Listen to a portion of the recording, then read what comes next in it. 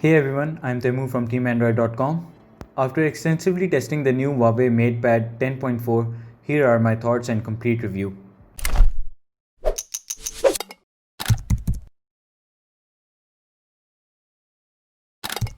Straight off, let's start a review with the hardware. MatePad 10.4, as the name clearly suggests, features a large 10.4-inch IPS display at a resolution of 2000 by 1200 pixels. The bezels are thin but just large enough so accidental touches while holding the display can be avoided. For the overall design and exterior, there are two major colors offered: midnight grey, which is the color of our variant, and also white.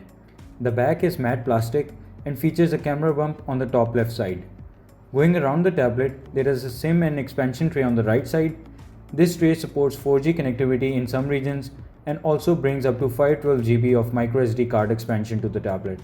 Internally, Huawei MatePad is being offered in 64 GB and 128 GB storage variants, hence this will be a key feature for many prospective tablet buyers. At the bottom, it has a USB Type-C port and large speaker grills that flank the port on each side. Similarly, there are speaker grills on the top as well, in addition to the basic power button. Thanks to being tuned by Harman Kardon, MatePad's stereo speaker array offers some of the best sound in its class. Moving our focus to the internals, overall performance, and usability of the MatePad 10.4, Huawei has managed to pack in Kirin 810 chipset on the device, which is then coupled with 6 GB of RAM. This combination makes the device simply blaze through day-to-day tasks. More, the device runs EMUI 10.1 out of the box, that is then based on Android 10. Since MatePad is a 2020 Huawei device, there is no support for Google Play Store. Instead, users have to rely on App Gallery and Petal Search for their apps. Before we jump into benchmarks and gaming performance, as tablets are the prime devices to enjoy media and play games, Huawei has managed to pack in a 7250 mAh battery that can last the tablet easily 2 days under heavy use and even more than that for average use cases.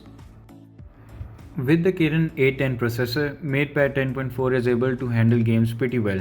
We tried out Asphalt 9 and as you can see, the tablet runs it at a remarkable frame rate.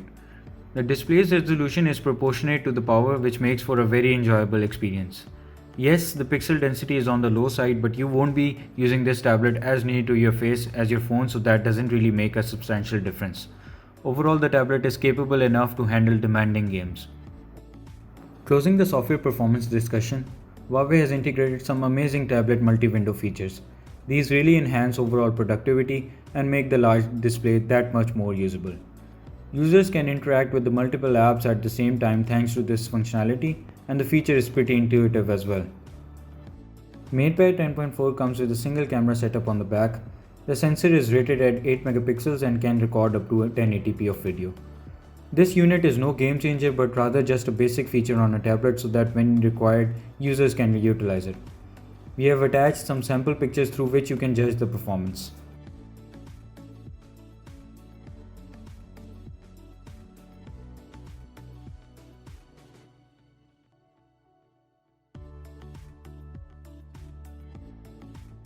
The tablet also features a 8 megapixel front camera.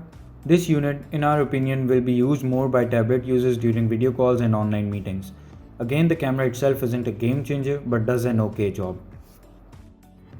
In conclusion, the MatePad 10.4 delivers some great performance for the price. Amazing battery as well as amazing sound, along with a good display, make it a great tablet for media consumption, online classes, heck even as a first device for young children. The only downside would be the missing Google services. Hope you found this MatePad 10.4 review useful. For more videos like these, make sure to subscribe to our channel.